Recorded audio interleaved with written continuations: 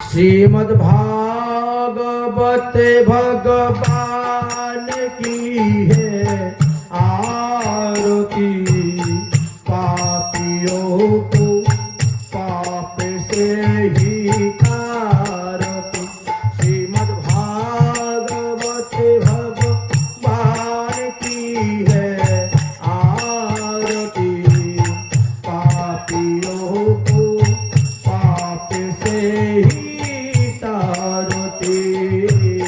पापियों को पाप से ही तारती।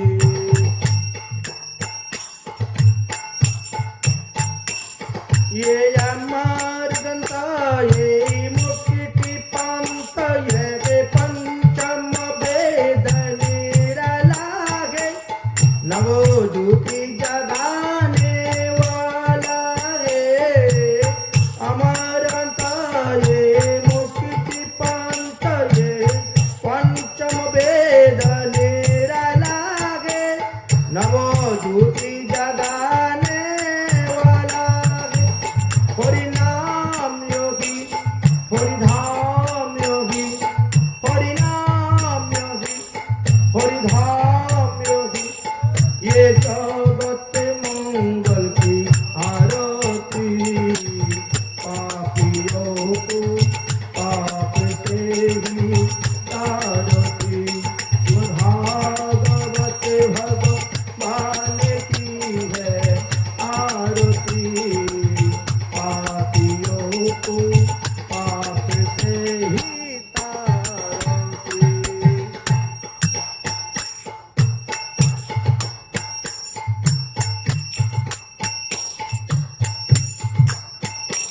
ये शांति गीति पावन पुनीता पाप का मिटाने वाला होई दर्शन कराने वाला।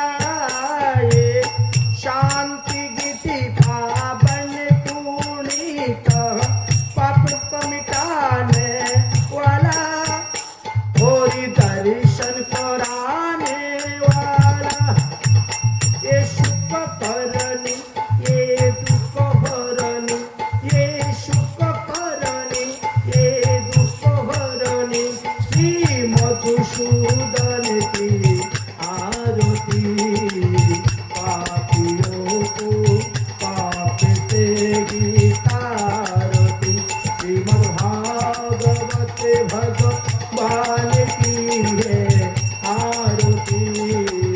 पापियों को पाप से ही तारती।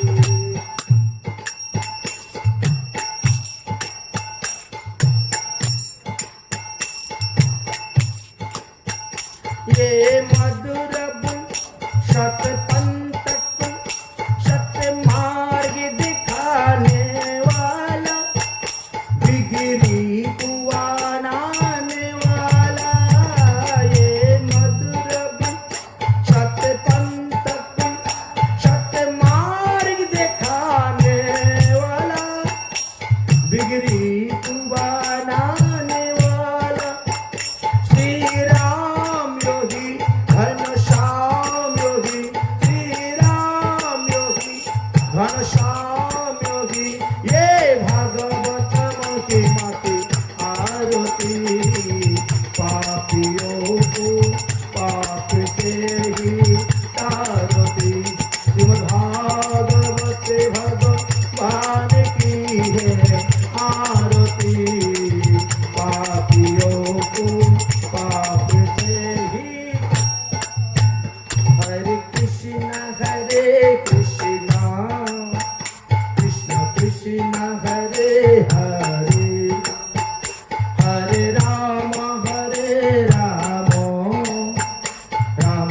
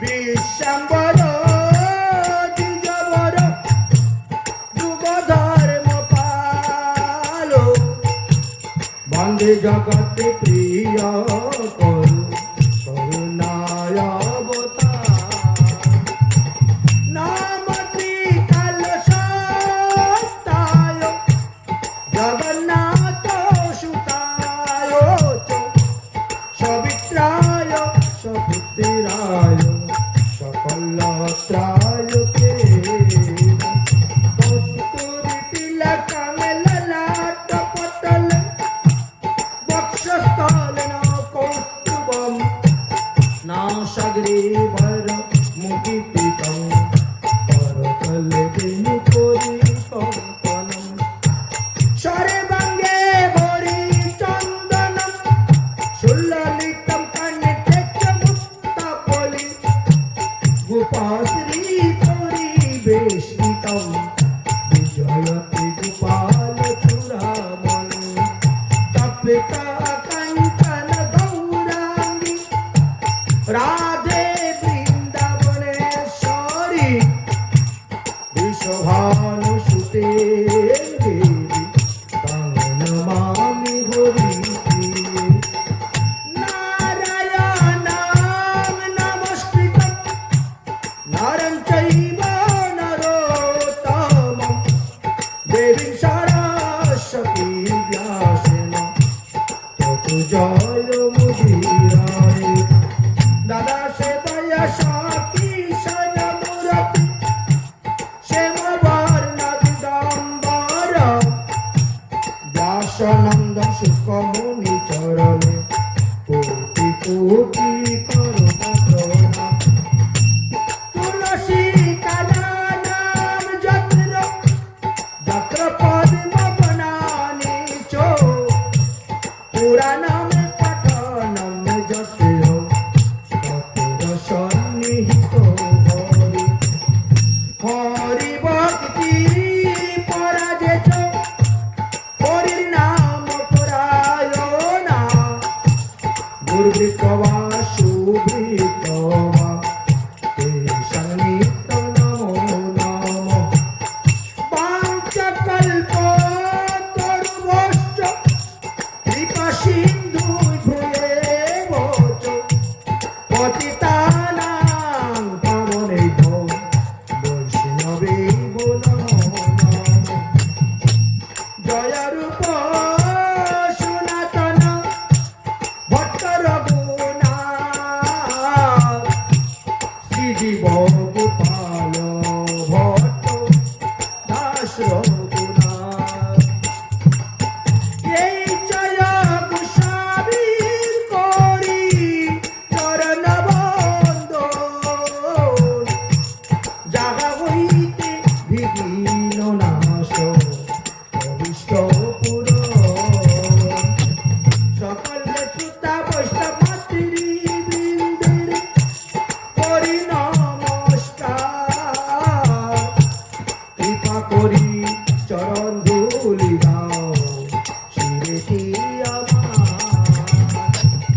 দুর্গমে প্রাদিমের বৈশ্য তলপাদে নগতের মোহ সকৃপা দৃষ্টি দানেন সন্তু সন্তু অবলম্বন সকৃপা দৃষ্টি দানেন সন্তু সন্তু অবলম্বন সকৃপা দৃষ্টি দানেন সন্তু সন্তু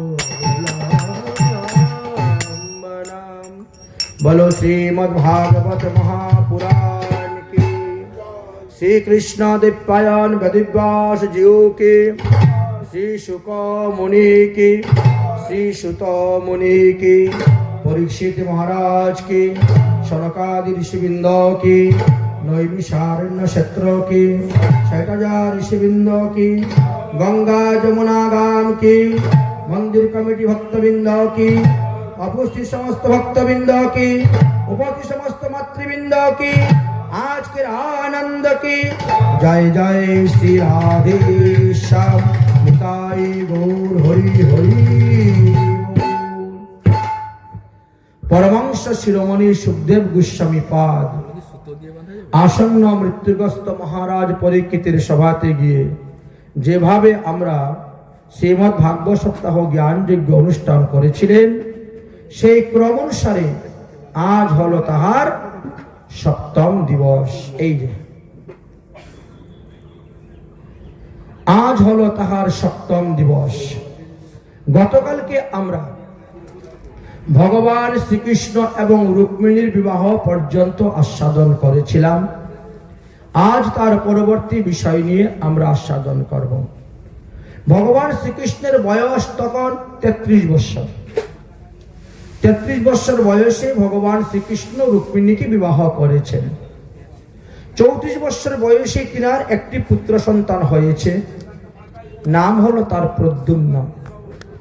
সেই সময়ে দেবর্ষি নারদ তীর্থ ভ্রমণ করতে বেরিয়েছেন। তীর্থ ভ্রমণ করতে করতে শম্বরাসুরের সঙ্গে নারদ মুনির সাক্ষাৎ। শম্বরাসুর বলছে, হে দেবর্ষি নারদ, এই পৃথিবীতে আমার কোনো শত্রু আছে কি? আপনি তো ত্রিকালদর্শী, কৃপা করে বলুন আমি কোথায় কার হাতে মারা যাব, কে আমাকে বধ করবে, আমার মৃত্যু কার হাতে হবে? আপনি তো ত্রিকালদর্শী, কৃপা করে আমাকে বর্ণন। তখন দেবর্ষি নারদ বলছেন, হে শম্বরাসুর, ভগবান শ্রীকৃষ্ণের ছেলে, দ্বারকাধীশ ভগবান শ্রীকৃষ্ণের ছেলে, নাম হলো তার প্রদ্যুম্ন, সেই হলো তোমার কাল। তার সঙ্গে তোমার যুদ্ধ হবে এবং সে তোমাকে বধ করবে। তখন শম্বরাসুর বলছে, তাহলে কৃষ্ণের ছেলের বয়স কত? বলে এখনো 10 দিনও হয় নাই, মাত্র জন্ম নিয়েছে। বলে এই তো সুযোগ, এই সুযোগে যদি আমি তাকে বধ করতে পারি তাহলে আমি অমর হয়ে গেলাম, আর বিশ্ব ব্রহ্মাণ্ডে কেউ আমাকে মারতে পারবে না। সত্যি তো? বলে হ্যাঁ সত্যি। শম্বরাসুর 56 প্রকার মায়াবিদ্যা জানতেন।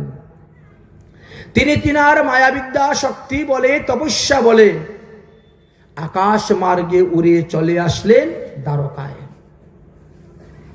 রুক্মিণী যেই ঘরে সন্তানকে নিয়ে শুয়ে আছেন, আত্রিঘর বলে না এটাকে, 10 দিনও হয় নাই তো, এখন সতিকা গৃহ, বেরোয় নাই মা এখনো, সেই ঘরে ঢুকে রুক্মিণীর কুল থেকে সন্তানটাকে নিয়ে চলে গেল।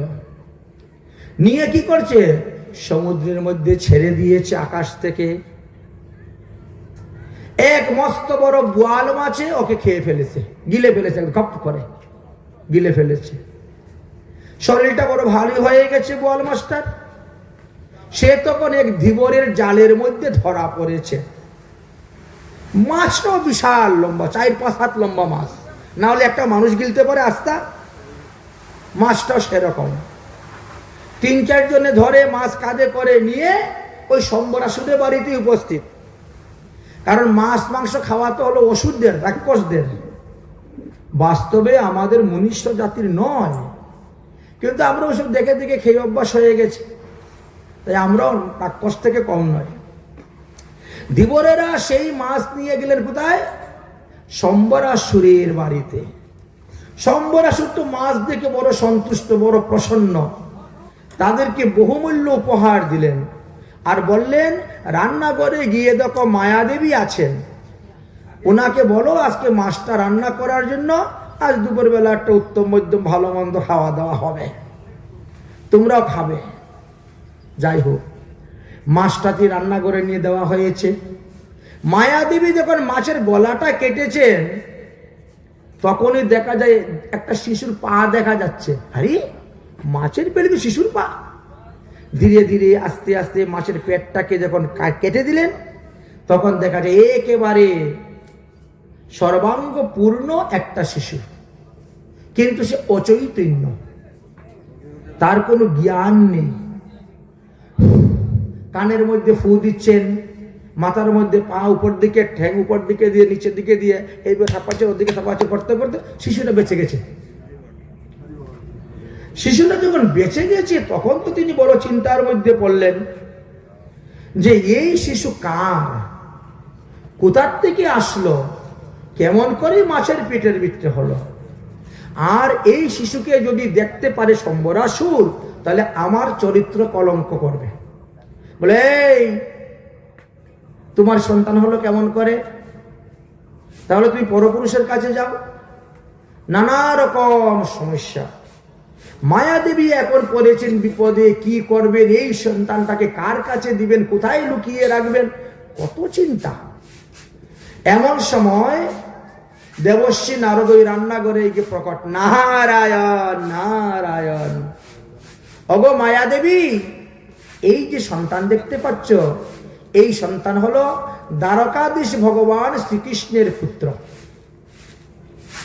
শ্রীকৃষ্ণ আর রুক্মিণী থেকে এই ছেলের জন্ম হয়েছে। তো মায়াদেবী বলছে, তাহলে আপনি কৃপা করে ওকে নিয়ে যান, ওর মা বাবার কাছে দিয়ে দেন। এখানে থাকলে তো বিপদ, আমার উপরে আরো বিপদ আসবে, আমার চরিত্র, আমার কলঙ্ক নিয়ে কত কিছু হবে। নারদ মুনি বলেন, না না, দেওয়া যাবে না, দেওয়া যাবে না। একে তোমাকেই লালন পালন করতে হবে। আমি কেমন করে করব, যেভাবে হোক তোমাকে করতে হবে, কারণ এটি তোমার স্বামী। এই যে শ্রীকৃষ্ণের পুত্র প্রদ্যুম্ন, এ হলো তোমার স্বামী, পূর্বজন্মে তোমার স্বামী, আর এই জন্মে তোমারই স্বামী হবে। অতএব তাকে স্বামী জ্ঞানে লালন পালন করো, সেবা করো, ভালো ভালো দামাদামি রাসায়নিক টনিক খাওয়াইয়ে শক্তিশালী বানাও। আর মহাদেব যে তোমাকে মায়াবিদ্যা শিখিয়েছেন, ওই বিদ্যা তাকে শিক্ষা দাও, তাকে অস্ত্রবিদ্যা শিক্ষা দাও। সে যখন উপযুক্ত বয়স হবে, তখন শম্বরাসুরের সঙ্গে যুদ্ধ করে শম্বরাসুরকে মেরে তোমাকে এখান থেকে উদ্ধার করে নিয়ে যাবে। অতএব তোমাকেই পালন করতে হবে। এই বলে চলে গেলেন দেবশ্রী নারদ। সেই থেকে প্রদ্যুম্নকে লালন পালন করে বড় করতে শুরু করলেন ওই মায়াদেবী, শুরু করলেন। কত বৎসর করেছেন? 18 বৎসর। যখন 18 বৎসর বয়স হলো প্রদ্যুম্নের, তখন তাকে সমস্ত মায়াবিদ্যা, অস্ত্রবিদ্যা, শাস্ত্রবিদ্যা শিখিয়ে তারপরে তাকে পারদর্শী করলেন। এই 18 বৎসরের মধ্যে ভগবান কি করেছিলেন? 16,108টা বিবাহ করেছিলেন। প্রত্যেকটি স্ত্রীর গর্ভে 10টা করে পুত্র সন্তান, 1টা করে কন্যা সন্তানের জন্ম দিয়েছিলেন। 1,61,080টি পুত্র ছিল ভগবান শ্রীকৃষ্ণের। এইভাবে বংশবৃদ্ধি হতে শুরু হলো। ভগবান শ্রীকৃষ্ণ যে বিবাহ করেছেন, এক একটা বিবাহর মুহূর্ত এক এক রকম ছিল। প্রথমে তিনি দেখেন রুক্মিণীকে বিবাহ করতে গিয়েই কত ঝগড়াঝাটি, মারামারি, অশান্তি। তারপর জাম্বুবতীকে বিয়ে করতে গিয়ে সমন্তা পঞ্চক মণি নিয়ে যুদ্ধ হলো। সে 28 দিন যুদ্ধ করেছেন জাম্বুমানের সঙ্গে। তারপরে সত্যভামাকে বিয়ে করতে গিয়ে আরো কত কষ্ট, তার কোনো অন্ত নেই। তো এইভাবে এক একটা বিবাহ করেছেন ভগবান, এক একটা মুহূর্তকে কেন্দ্র করে তিনি। তারপরে শুনতে পেলেন যে পঞ্চপাণ্ডবরা লাক্ষাগৃহে আগুনে পুড়ে মারা গিয়েছে। শ্রী গোবিন্দ সেখানে গেলেন, আর সেখানে যাওয়ার পরে সেখানে তিনি কালিন্দীকে বিবাহ করলেন। কালিন্দীকে বিবাহ করার পর ভগবান শ্রীকৃষ্ণ পুনরায় দ্বারকায় আসলেন। তখন শুনলেন তিনার মামাত্ম বোনের বিবাহ হচ্ছে। মামাত্ম বোনের বিবাহর কথা শুনলেন, সেখানে গেলেন, মামাত্ম বোনকে বিবাহ করলেন। তারপরে নাগনাজিতি, রাজার কন্যা নাগনাজিতাকে বিবাহ করলেন। তারপরে ভগবান শ্রীকৃষ্ণর পিসাত্য বোন ভদ্রাকে বিবাহ করেছিলেন। তারপর তিনি লক্ষণাকে বিবাহ করেছিলেন। এইভাবে ভগবান শ্রীকৃষ্ণর প্রথম 8 জন হলেন পাটরানী। কি কি নাম? ভস্মী, জাম্বুবতী, সত্যভামা, ভদ্রাশ্চ লক্ষ্মণা, নাগনাজিতা কালিন্দী মিত্রবৃন্দাচ ইতি অষ্ট পাটরানী। এই 8 জন পাটরানীকে বিবাহ করলেন। বিবাহ করে সুখে অবস্থান করতেছেন। একদিন দেবরাজ ইন্দ্র স্বর্গ থেকে এসে উপস্থিত।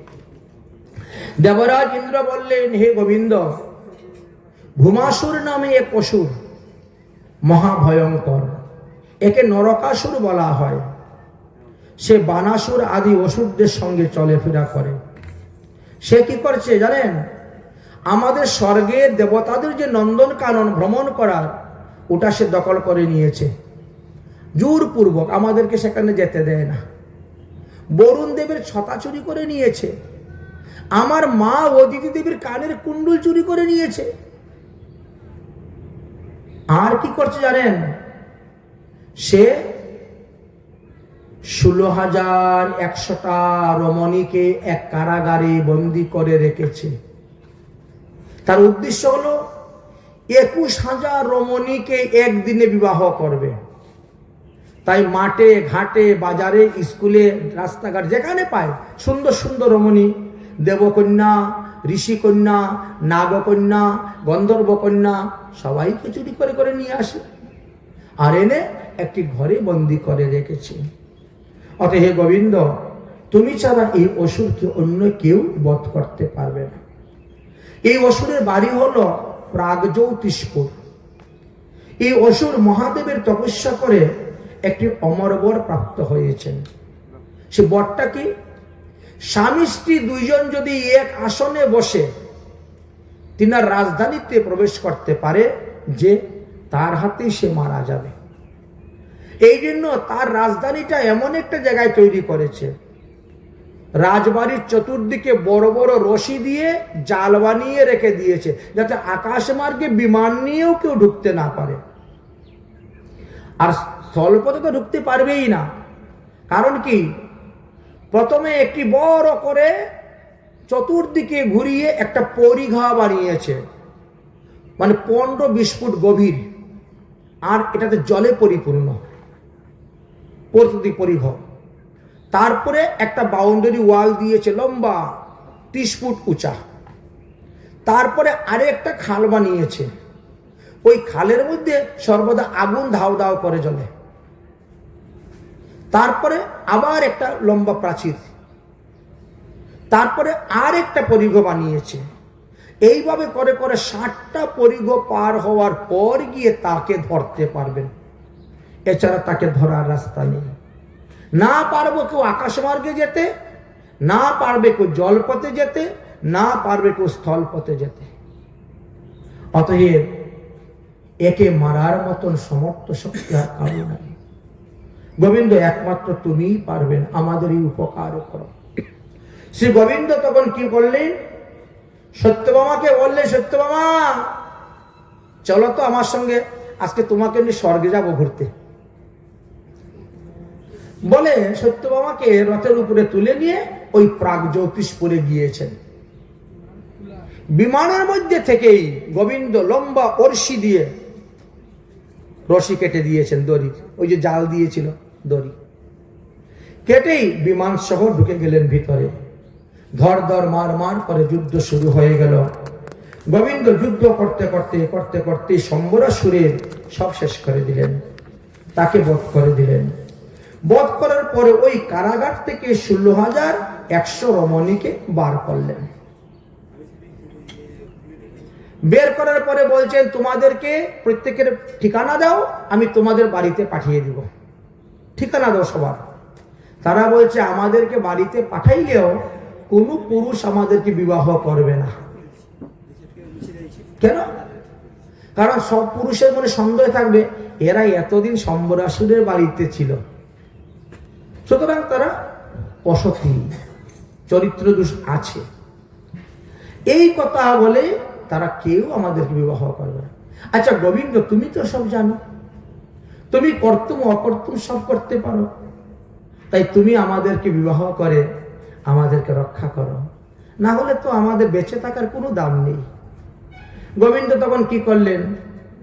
বাধ্যতামূলক তখন তাদেরকে বিবাহ করলেন।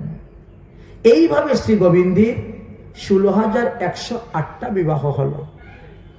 আচ্ছা, কেউ যাতে দোষারোপ না করে এই জন্য তিনি প্রত্যেকের গর্ভে 10টা করে পুত্র সন্তান, 1টা করে কন্যা সন্তান জন্ম দিয়েছেন। এদিকে দেবর্ষি নারদ মনে মনে চিন্তা করেছে, এই জগতের মানুষের একটা বিয়ে করে হিমশিম খেয়ে যায়, আর 2টা যে বিয়ে করে তার তো উপায়ই নেই, আর 3টা যে করে এত সুখে সুখে বিন্দু মাত্রই নেই। এর নারায়ণ ভালো বুঝতে পেরেছিলেন। নারায়ণে তো বিয়ে করতে করতে 4টা করে নিয়েছে, লক্ষ্মী, সরস্বতী, তুলসী, গঙ্গা। লক্ষ্মী, সরস্বতী, তুলসী, গঙ্গা এই 4 জন হলেন বৈকুণ্ঠের নারায়ণের স্ত্রী। বলছেন আমি 4 মিনিট সময় সুখে থাকতে পারি না, খালি অশান্তি, ঝগড়া ঝাঁটি, এইটা করলো, ও ওইটা করলো, ও সেইটা করলো, বিচার চলছে। আর ভগবান শ্রীকৃষ্ণ 16,108টা বিয়ে করে, আর 1,61,080টা পুত্র, এইগুলো নিয়ে সংসার চালাচ্ছে কেমন করে? দেখি তো একটু ভগবান শ্রীকৃষ্ণের বৈভব। তাই ভগবান শ্রীকৃষ্ণের বৈভব দেখার জন্য নারদ মুনি দ্বারকায় রওনা হয়েছেন। এখন দ্বারকায় যে যাবেন, ভগবানকে দর্শন করতে গেলে খালি হাতে যেতে নেই, গুরুদেবকে দর্শন করতে গেলে খালি হাতে যেতে নেই, কোনো মঠ মন্দিরে শ্রীবিগ্রহ দর্শন করতে গেলে খালি হাতে যেতে নেই, এমনকি বন্ধুর বাড়ি, আত্মীয় স্বজন, ইষ্ট কুটুম্বের বাড়িও খালি হাতে যেতে নাই, হাতে কিছু নিয়ে যেতে হয়। নারদ মুনি চিন্তা করলেন আমি কি নিয়ে যাব? তখন হঠাৎ করে মনে হলো যে পৃথিবীতে তো পারিজাত ফুল নাই, পৃথিবীতে সবকিছু আছে কিন্তু পারিজাত ফুল নাই। এই জন্য তিনি স্বর্গ থেকে কয়েকটা পারিজাত ফুল পেরে সঙ্গে করে নিয়ে এসেছেন। এসে উঠেছেন কোথায়? সুজা রুক্মিণীর ঘরে। রুক্মিণী সব থেকে বড় রানী, রুক্মিণীর ঘরে। নারায়ণ নারায়ণ নারদ মুনি সবসময় নারায়ণ নারায়ণ গান গান, উনি যেখানে যান সেখানেই নারায়ণ নারায়ণ গান গান। তাই তিনি কীর্তন করতে করতে দ্বারকায় ঢুকতেছেন। শ্রীমৎ নারায়ণ নারায়ণ নারায়ণ শ্রীমৎ নারায়ণ, লক্ষ্মী নারায়ণ নারায়ণ নারায়ণ লক্ষ্মী, বদ্রী নারায়ণ নারায়ণ নারায়ণ, শ্রীমৎ নারায়ণ নারায়ণ নারায়ণ। নারদমণির কণ্ঠস্বর শুনে ভগবান শ্রীকৃষ্ণ একবারে রুক্মিণীর পালং থেকে ফাল দিয়ে উঠেছেন। আরে নারদমণি এসেছেন, নারদমণি এসেছেন। কত আদর অভ্যর্থনা করে এনে ঘরে বসিয়েছেন। রুক্মিণী জল নিয়ে আসো, জল নিয়ে আসো, চরণ ধৌত করাও। নারদমণি বলছে প্রভু তোমার কি মাথা খারাপ হয়েছে? আমি তোমার উপাসনা করি, তোমাকে প্রণাম করার জন্য, দেখার জন্য আসছি, আর তুমি আমার পা ধোয়াইবে? আমার নরকও ঠাই হবে না, তুমি চুপচাপ বসে থাকো। ভগবান বলছেন আমি যদি না করি তো পৃথিবীর মানুষ যে করবে না। পৃথিবীর মানুষ যে সাধুগুরু বৈষ্ণব যদি কারো বাড়ি যায় তো কেউ পা ধোয়াইবেই না, আদর করবেন, আপ্যায়ন করবেন, আমি যদি না করি। অতএব তুমি বসে থাকো, আমি যা করতেছি জীবের মঙ্গলের জন্য, জীবের কল্যাণের জন্য, জীবের হিতের জন্য করতেছি। নারদ মুনি আর কি করবেন, চুপচাপ বসে রইলেন। ভগবান শ্রীকৃষ্ণ রুক্মিণী ভালো করে চরণ ধৌত করাইলেন, ফুল নিয়ে আসলেন, মালা গলায় দিলেন, চন্দন কপালে দিলেন, ধূপ দীপ জ্বালিয়ে আরতি করলেন। এইবার নারদ মুনি কি করলেন, ওই ব্যাগের থেকে পারিজাত ফুলটা বের করে গোবিন্দকে দিলেন। গোবিন্দ পারিজাত ফুল পেয়ে খুব আনন্দ। আরে এ তো সেই বৃক্ষ ওই সমুদ্র মন্থনের সময় উঠেছিল, দ্বিতীয় আর কোথাও নেই, একমাত্র স্বর্গে এই বৃক্ষ আছে, পারিজাত বৃক্ষ। বড় সুন্দর, অপূর্ব।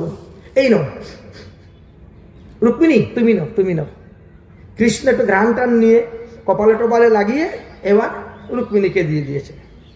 রুক্মিণী ফুলের ঘ্রাণটা নিয়েছে, নিয়ে কি করেছে, চুলের খুফার মধ্যে রেখে দিয়েছে।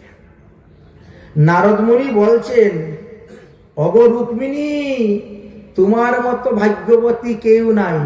বলি কেন? তুমি জানো না এই ফুলের মহিমা।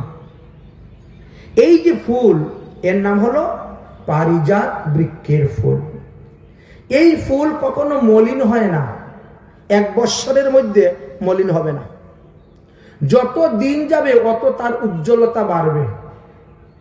রাত্রিবেলা ঘরের কোনায় রেখে দাও, সমস্ত ঘর লাইটের মতো আলো হয়ে যাবে, তোমার প্রদীপ জ্বালাতে হবে না। এই ফুল যতক্ষণ তোমার মাথার মধ্যে থাকবে ততক্ষণ তোমার রোগ সুখ ব্যাধি মৃত্যু পর্যন্ত হবে না। এই ফুল যতক্ষণ তোমার মাথায় থাকবে তুমি যেই রূপ ধারণ করতে চাও সেই রূপ ধারণ করতে পারবে। চিন্তা করছেন? যদি বলো আমি একটু খর্বাকৃতি হব, তাই হয়ে যাবে। লম্বা হব, তাই হয়ে যাবে। আমি কালো হব, আমি বুড়া হব, আমি শ্যামবর্ণ হব, তাই। এমনকি তোমার পরিধেয় কাপড়ের রং পরিবর্তন হয়ে যাবে। শাড়ি তুমি একটাই পরেছ, এখন বলো আমার শাড়ির মধ্যে পদ্ম ফুলের ছাপা হোক, পদ্ম ফুলের ছাপা হয়ে যাবে। একটু পরে না শাড়ির মধ্যে গোলাপ ফুলের মধ্যে মধ্যে গোলাপ ফুল হোক, গোলাপ ফুল হয়ে যাবে। শাড়ি পাল্টাতে হবে না, যেটা পরনে আছে ওটাই থাকবে। কিন্তু তুমি যেই রকমের কালার বলবে সেই রকমের কালার হবে, যেই রকমের ছাপা বলবে ডিজাইন বলবে ওই রকম ডিজাইন হয়ে যাবে। এটি হলো ওই পারিজাত ফুলের মহিমা। যতক্ষণ পর্যন্ত এই ফুল তোমার অঙ্গে থাকবে ততক্ষণ ধর্মের প্রতি তোমার মতি থাকবে। অতএব 1 বৎসর পরে কিন্তু এই ফুল আবার স্বর্গে চলে যাবে। 1 বৎসর পর্যন্ত এই ফুল থাকার টাইম। আচ্ছা ঠিক আছে। এইভাবে যখন ফুলের মহিমা দেবর্ষী নারদ বর্ণন করছেন তখন সেখানে সত্যভামার 2 জন দাসী ছিল। সত্যভামার 2 জন দাসী ছিল। তারা এই কথা শুনে গিয়ে এইবার তিলকে তাল বানিয়ে গিয়ে বলতে শুরু করে দিয়েছে, অগো সত্যভামা, কৃষ্ণ শুধু খালি মুখে মুখেই বলে আমি তোমাকে ভালোবাসি, তুমি আমার সব থেকে প্রাণাধিকা প্রিয়তমা, একবারে মিথ্যে, ঝুট। সত্যভামা বলছেন তোরা জানলি কেমন করে? আমি আমার স্বামীকে চিনতে পারলাম না আর তোরা দাসী হয়ে চিনে ফেললে? চিনবো না?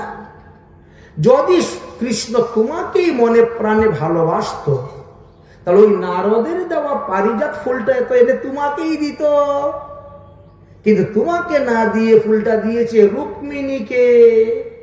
তুমি জানো ফুলের কি মহিমা? এই ফুলের মহিমা বলে তারা আরম্ভ করে দিয়েছে ফুলের মহিমার কথা।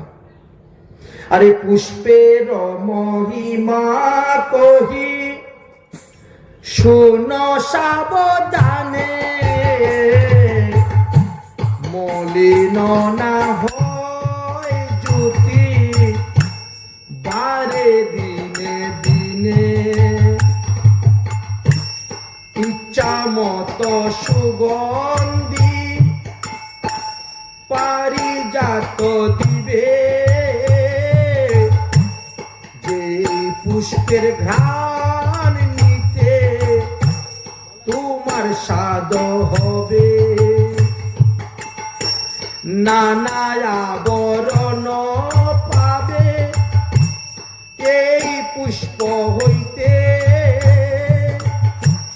নানা জাতি বস্ত্র পাবে কহিনু তোমাতে,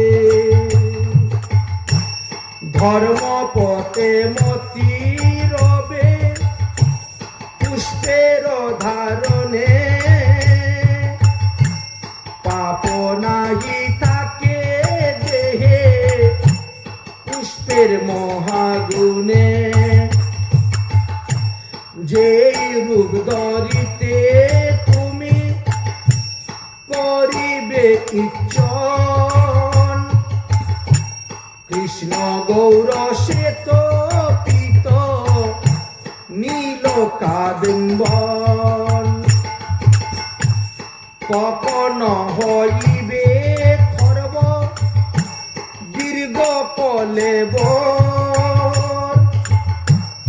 এই পুষ্প আলো করে অন্ধকার ঘর, এই পুষ্প পরে সে থাকে যৌবন,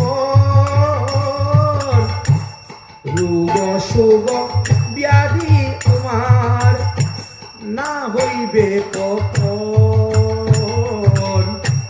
রোগ শোক ব্যাধি তোমার না হইবে কখন। এত মহিমা ফুলের বলে, হ্যাঁ আমরা তো নারদ মুনির মুখে শুনে এসেছি। সুতরাং আমরা বুঝতে পেরেছি কৃষ্ণ যেমন বাইরে দেখতে কালো, ওর ভিতরটাও কালো, কপট। তোমাকে খালি মুখে মুখেই বলে তুমি আমার প্রিয়তমা, আমি তোমাকে সব থেকে বেশি ভালোবাসি, কিন্তু আজকে দেখলাম সম্পূর্ণ মিথ্যা। উনি ভালোবাসে কিন্তু রুক্মিণীকে। এই কথা শুনে তো সত্যভামার গাল ফুলে গেতাম, আজকে আসো, আমি আর তার সঙ্গে কথাই বলবো না। একেবারে রেগে তো ভম, এত রাগ হয়েছে কৃষ্ণের দেওয়া অলংকার সব খুলে ফেলে দিয়েছে, কানের, নাকের, হাতের, গলার, পায়ের সব খুলে ফেলে দিয়েছে। এমনকি শাড়ি পর্যন্ত খুলে দিয়ে একটা কালা কাপড় পরে কুম্ভবনে গিয়ে বসে কান্না শুরু করে দিয়েছেন। কপট কৃষ্ণকে গালি দিচ্ছে। কৃষ্ণ তো তখন চলে গেছেন রাজদরবারে রাজকার্য করার জন্য। এক দাসী কি উপস্থিত হয়েছে রাজদরবারে। মহারাজ কি জয় হোক।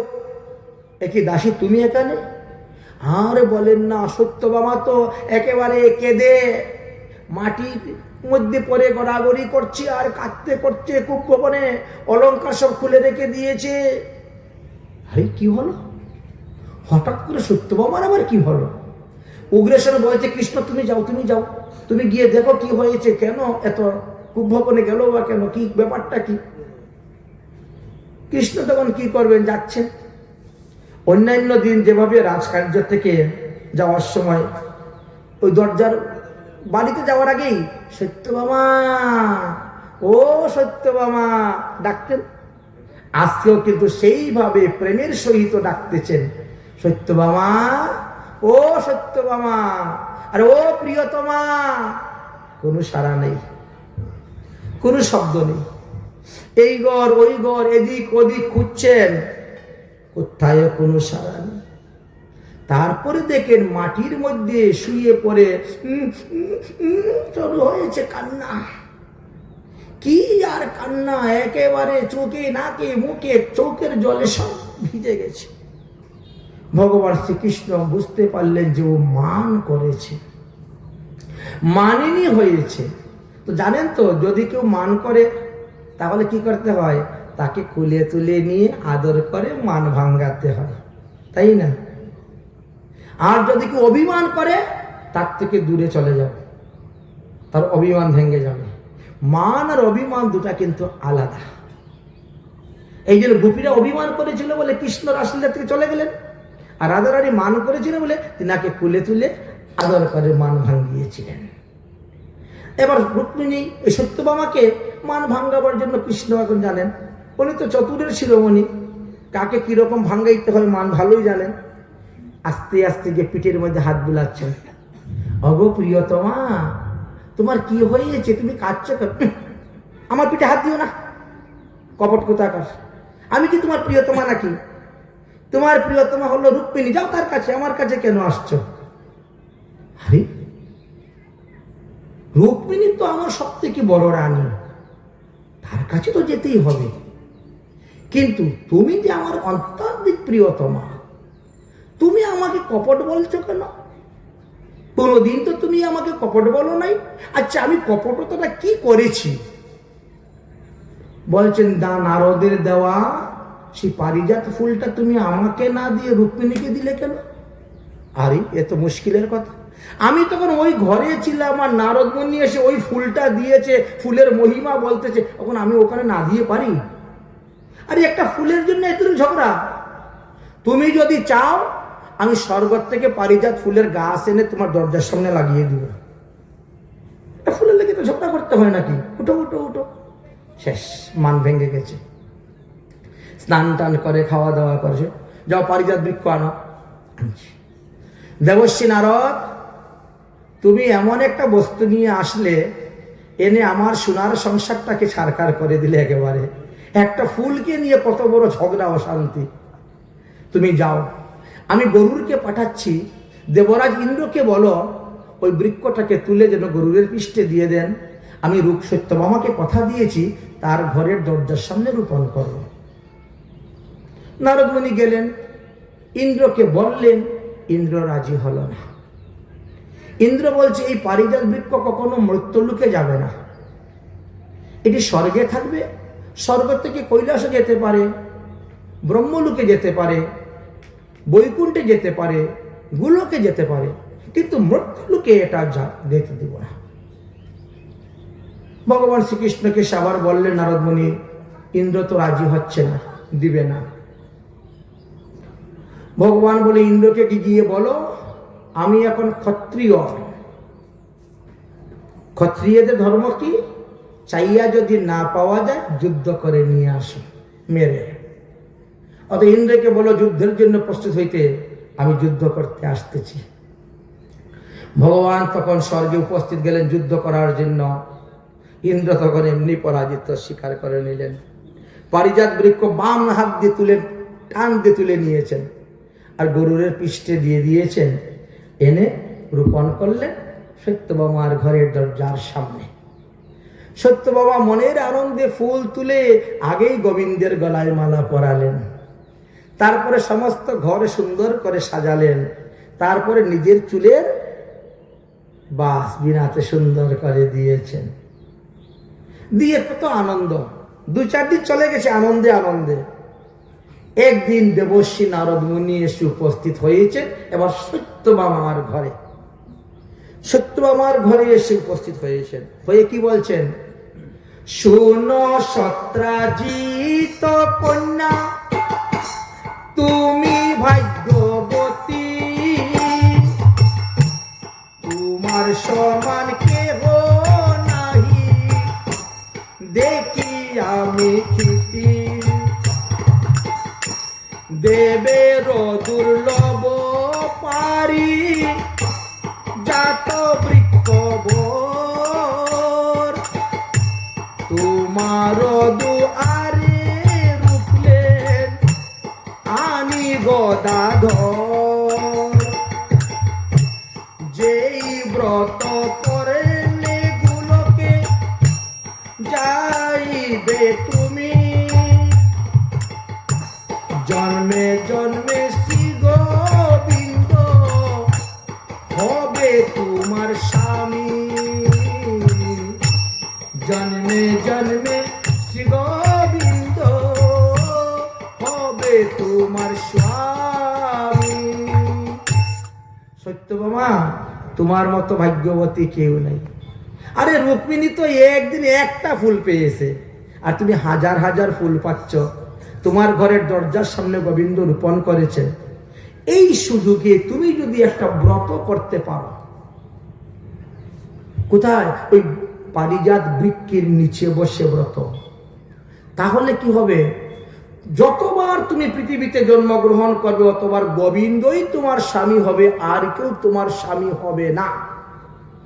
আর এই জন্মে তুমি 16,107 জন সতীন পেয়েছ, তাই না? 16,107 সতীনের ঘর করতেছ। কিন্তু আমি যে ব্রতের কথা বলবো, এই ব্রত করলে তুমি একাই গোবিন্দকে স্বামী রূপে পাবে, স্বামী রূপে আস্বাদন করতে পারবে, আর কেউ পাবে না। শুনে তো লোভ লেগে গেল, তাহলে তো আমি এই ব্রত করব, এই ব্রত আমি করব। বলে ব্রত যে করবে, ব্রতের একটা বিধান আছে, একটা বিধি আছে। বলে কি? 1 মাস পর্যন্ত এই ব্রত করতে হবে। ব্রত যেদিন শেষ হবে সেদিন গোবিন্দকে গাছের মধ্যে বেঁধে দান করতে হবে। যাহা দান করবেন তাহাই তো পাবেন। আপনি যদি এই জীবনে 1 বস্তা চাউল দান করলেন, ক্ষয় হলো না, কিন্তু এই 1 বস্তা চাউল পর্বত প্রমাণ হয়ে গেল, আগামী জন্মে এসে বসে বসে খেয়েও ফুরাতে পারবেন না। যে যাহা কিছু দান করে ভগবত উদ্দেশ্যে, সেটা কখনো কমে না। ভগবান চক্রবৃদ্ধি সুদ আসলে সব দিয়ে দেন ফিরত। দানের মহিমার কথা আমরা একটু পরে বলবো, আসবো আমরা। এই যে এখানে 7 দিন যাবৎ যজ্ঞ হচ্ছে, ভাগবত জ্ঞান যজ্ঞ, এটা তো হোম যজ্ঞের জন্য কুণ্ড বানানো হয়েছে, কিন্তু 7 দিন ধরে জ্ঞান যজ্ঞ চলতেছে। জ্ঞান যজ্ঞের কুণ্ড কোথায়? আমাদের কানের গর্ত। এখানে যতজন শ্রোতা বসে আছেন, প্রত্যেকটা শ্রোতার 2টা করে কান আছে, তাই না? 2টা করে কানের গর্ত আছে। এই যে ভাগবত কথা আপনি শ্রবণ করতেছেন, তখন কি হচ্ছে? ওই কানের গর্তের মধ্যে যজ্ঞ হচ্ছে। বলে তাহলে কাষ্ঠ কোথায়, অগ্নি কোথায়? বলে আছে। আপনার দেহের মধ্যে যত পাপ, তাপ, অপরাধ, এগুলো হলো কাষ্ঠ। আর এই যে হরিকথা শুনতেছেন, হরিকথা হলো জ্ঞানরূপী অগ্নি। আচ্ছা, কাঠের মধ্যে যদি আগুন লাগানো হয় তাহলে কি হয়? ভস্ম হয়ে যায়। ঠিক তেমনি ভাবে আমরা যত হরিকথা শুনবো ততই আমাদের পাপ ভস্মীভূত হয়ে যাচ্ছে। তো যজ্ঞ হচ্ছে না? 7 দিন ধরে জ্ঞান যজ্ঞ হচ্ছে। আজকে তাহার অন্তিম দিবস।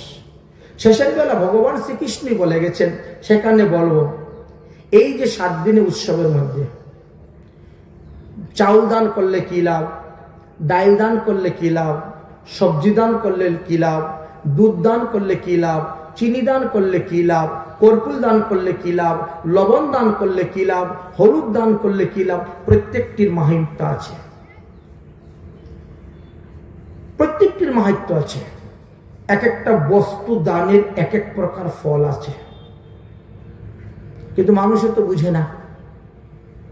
মানুষের নিজের ছেলে মেয়ের বিয়েতে দেখো লক্ষ লক্ষ টাকা খরচ করে ফেলে, 5 লাখ, 7 লাখ, 10 লাখ টাকা খরচ করে মেয়ে বিয়ে দিতে।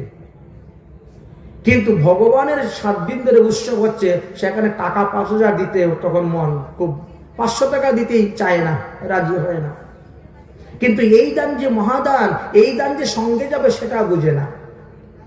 মেয়ে বিয়ে দিতে গিয়ে 10 লাখ টাকা খরচ করছেন, কত টাকার মাছ আনছেন, আর কত টাকার মাংস আনছেন, কত টাকার পেঁয়াজ রসুন আনছেন, আর কত টাকার মদ এনে খাওয়াচ্ছেন, আর কত টাকার বম ফুটাচ্ছেন, সেইগুলোর হিসাব রাখেন না। এগুলো সবই তো ব্যর্থ, সবই তো ব্যর্থ, কোনটাই কাজে লাগবে না। নিজের প্যাকেটের টাকা দিয়ে পাপ কিনতেছেন আপনি। আর এখানে ভাগবতে দান করবে, এটা তো মহাদান। এই দান জন্ম জন্মান্তরে আপনি পাবেন, এই ফলটা অক্ষয় অব্যয় অমর হয়ে থেকে যাবে।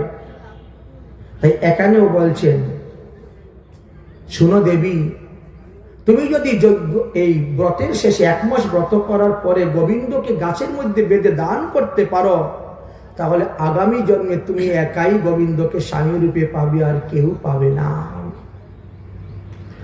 আর কি পাবে জানো?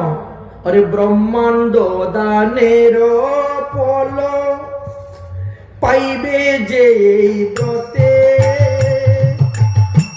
ভিক্ষা তো তোমার যশ ভূষিবে জগতে, ভিক্ষা তো তোমার যশ ভূষিবে জগতে। শোনো দেবী, তখন সত্যভামা বলছে, আচ্ছা এই ব্রত কি এর আগে কেউ করেছে? করেছে। এই ব্রতের নাম হলো উমা ব্রত। এই ব্রত সর্বপ্রথম করেছিলেন পার্বতী দেবী, উমা সতী পার্বতী। এই ব্রত করে তিনি ওই গাছের নিচে মহাদেবকে বেঁধে দান করেছিলেন বলে পার্বতী পৃথিবীতে যখন যেই রূপেই অবতীর্ণ হন না কেন, তিনি কিন্তু মহাদেবকে স্বামী রূপে পান। আচ্ছা, আর এই ব্রত করেছিলেন ইন্দ্রাণী। এই জন্য ইন্দ্রাণী প্রতি জন্মে জন্মে ওই ইন্দ্রকে স্বামী রূপে পায়। আর এই ব্রত করেছিলেন অগ্নিদেবীর স্ত্রী স্বাহা। এই জন্য অগ্নিদেবীর স্ত্রী, তিনিও প্রত্যেক জন্মে জন্মে অগ্নিদেবকে স্বামী রূপে পান। আর এই ব্রত করেছিলেন ব্রহ্মার স্ত্রী সাবিত্রী দেবী। তাই তিনিও যতবার যে ব্রহ্মাণ্ডে জন্ম হোক না কেন, ওই ব্রহ্মাকেই স্বামী রূপে পান। অতএব তুমি তোমার কর্মফলে তুমি যেখানেই জন্ম হোক না কেন, তুমি কিন্তু গোবিন্দকেই স্বামী রূপে পাইবে, যদি তুমি এই ব্রত করতে পারো।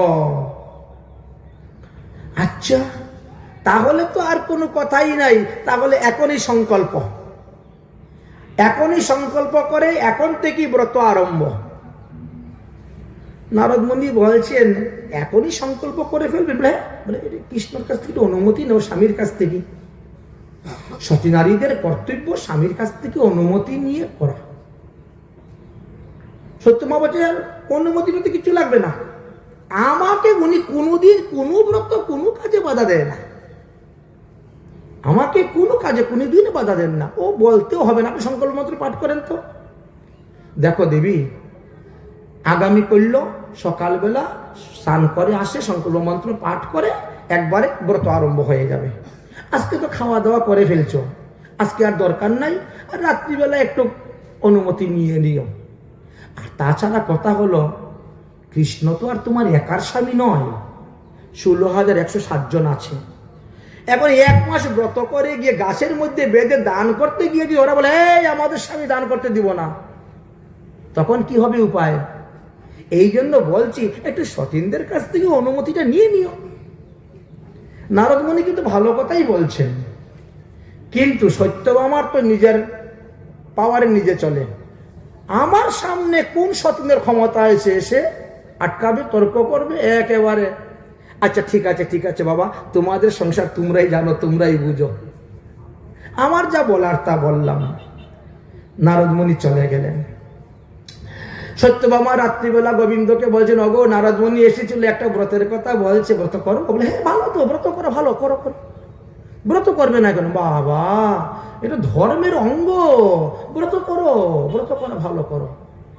কৃষ্ণ জিজ্ঞেস করেন না যে কিসের ব্রত করবে, কার ব্রত করবে, শুনেই বলছে হ্যাঁ করো করো, ব্রত করো, ভালো করো। অনুমতি হয়ে গেছে দেওয়া। সকালবেলা সংকল্প নিয়ে নিয়েছেন, নিয়ে এবার আরম্ভ হয়ে গেছে ব্রত। ব্রত করতে করতে 1 মাস হয়ে গেছে। ব্রত উদযাপন দিন, এবার গোবিন্দকে এনে গাছের মধ্যে বাঁধো, বেঁধে দান করো। সত্যভামা কৃষ্ণকে একেবারে গাছের মধ্যে বেঁধে দান করে দিয়েছেন। নারদ মুনিও স্বস্তি স্বস্তি স্বস্তি স্বস্তি বলে একেবারে কৃষ্ণের বান করলেন, হানিয়ে বলে চলো গোবিন্দ তুমি আমার সঙ্গে, গোবিন্দ এখন তুমি আমার হয়ে গেলে, আর কারু নয়।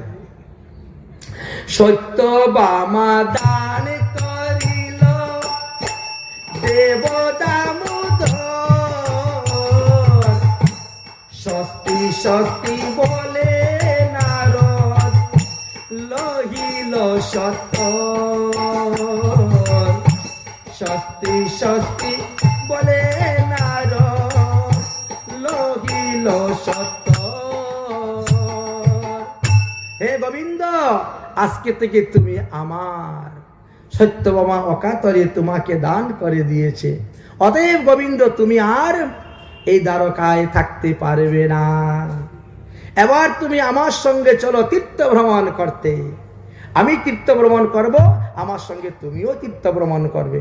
তবে আমি তো সন্ন্যাসী, সন্ন্যাসীর সঙ্গে চলতে গেলে সন্ন্যাসীর বেশ ধারণ করতে হয়। ওই রাজ পোশাকগুলো খুলো খুলো খুলো, সোনার মুকুট খুলো, পীতাম্বরী কাপড় সারো, আমার মতো পরো, মাথা মুন্ডন করো, টিকি রাখো। আরম্ভ করেছেন। এই কাদের ভিক্ষা ঝুলাটা তুমি নাও না, ভগবান শ্রীকৃষ্ণের কাঁধে ভিক্ষার ঝুলা দিয়ে দিচ্ছেন, চলো আমার সঙ্গে। তাই বলছেন আজি হইতে আমার তুমি হইলে ভগবান, অকাতরে সত্যভামা তোমায় করল দান, রহিতে নারিবে আর দ্বারকার ভিতরে, লহিয়া যাব আমি যথা তথা কারে, আমি যাহা কহিব তা করিবে পালন, আমার গমনে হইবে তোমার গমন।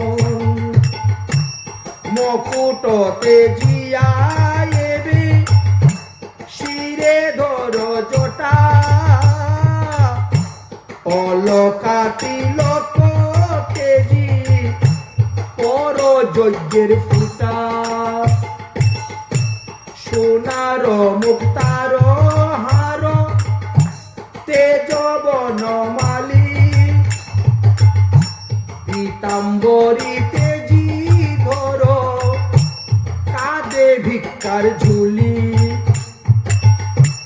মুনির বচনে কৃষ্ণ তেজিলেন তখন, হইলা তপস্বী বেশ দেবকীর নন্দন, হস্তে ধরি বিনায়ার, পরে মৃগের ছাল, পিছে পিছে যান কৃষ্ণ নারদের তাল। নারদ মুনি যেভাবে যাচ্ছেন সেইভাবেই রওনা হয়ে গিয়েছেন। মুহূর্তের মধ্যে সমস্ত দ্বারকার মধ্যে সংবাদ পৌঁছে গেল যে কৃষ্ণকে নিয়ে চলে যাচ্ছে নারদ মুনি। রুক্মিণী তখন সব সখীদেরকে, স্ত্রী সতীনদেরকে একত্র করে গিয়ে সামনে গিয়ে উপস্থিত, দাঁড়াও নারদ মুনি, আমাদের স্বামীকে কোথায় নিয়ে যাচ্ছ? আমাদের স্বামীকে তোমাকে নিয়ে যেতে দিব না। নারদ বলে, দিব না? তোমরা কি জানো না 1 মাস ধরে সত্যভামা ব্রত করতেছে?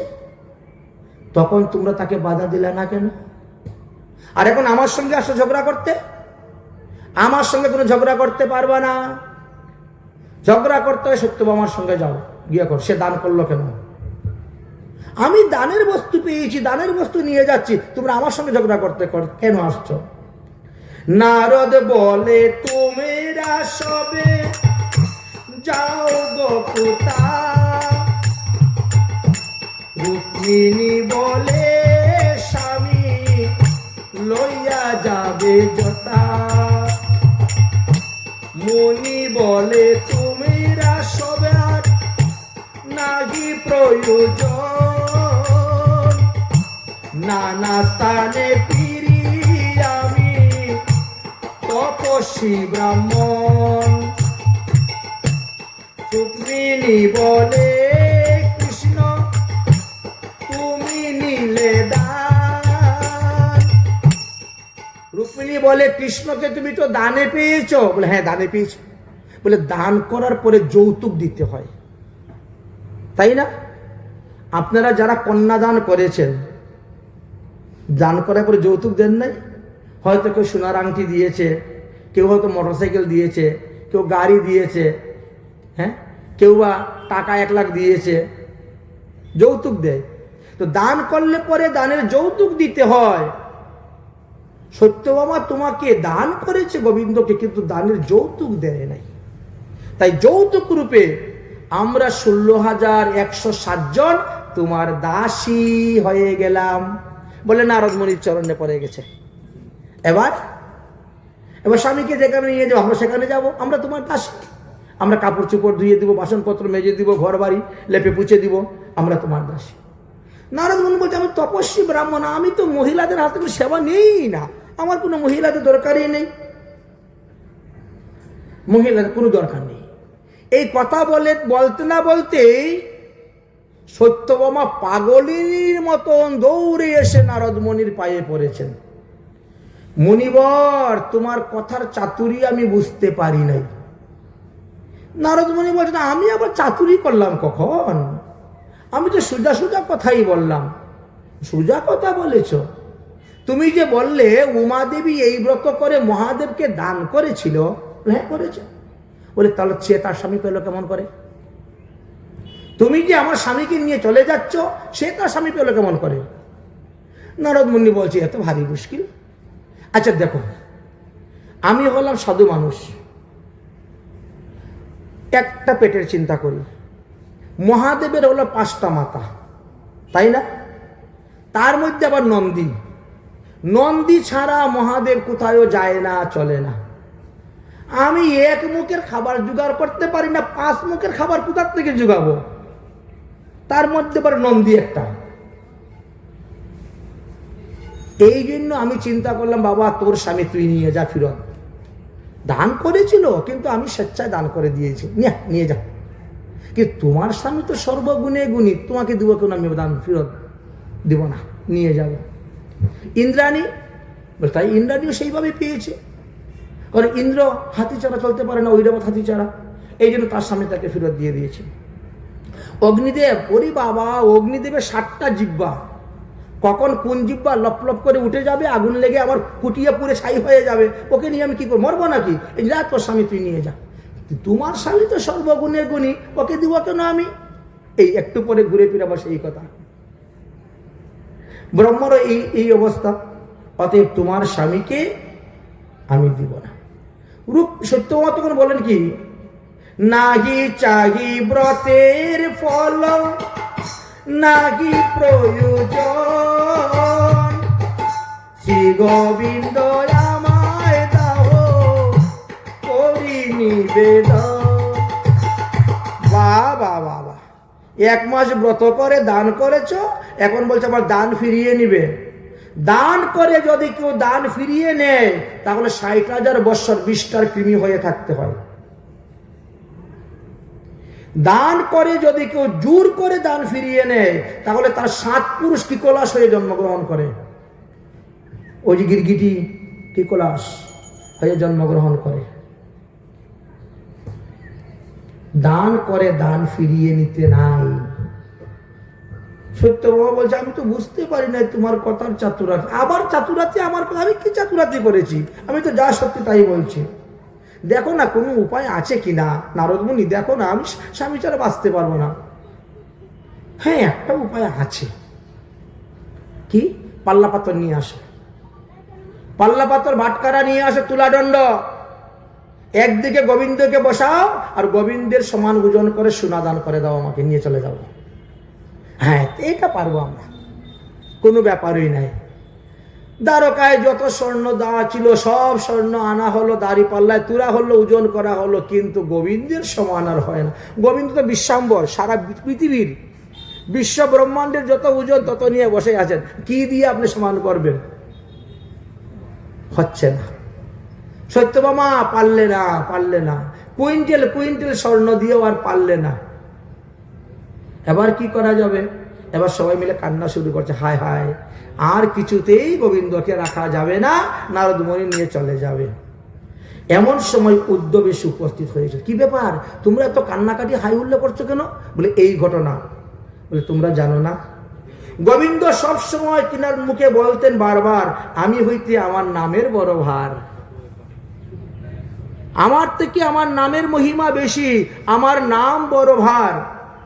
অতএব এক কাজ করো, তুলসী পাতা নিয়ে আসো, আর এখানে হরে কৃষ্ণ মহামন্ত্র লিখে দাও, ধন সম্পত্তি সব ফেলে দাও। এই তো আপনার মুখে হরি কইলা বারবার, আমা হইতে আমার নামে আছে বড় ভার, শ্রী কৃষ্ণ হইতে কৃষ্ণ নাম ধন বড়, জপ কৃষ্ণের নাম মন করি ধর, জপ কৃষ্ণের নাম মন করি ধর, নাম দান লইয়া নারদ মুনি তখন যায়, সত্যভামা সেই ধন ব্রাহ্মণে বিলায়, সত্যভামা সেই ধন ব্রাহ্মণের বিলায়। যখন তুলসী পাতার মধ্যে রাম নাম লিখে হরিনাম লিখে দিলেন, তখন গোবিন্দ ওই উপরে উঠে গেছেন, আর তুলসী পাতাটা ভারী হয়ে নিচে পড়ে গেল। নারদ মুনি তখন এই হরিনাম নিয়ে চলে গেলেন।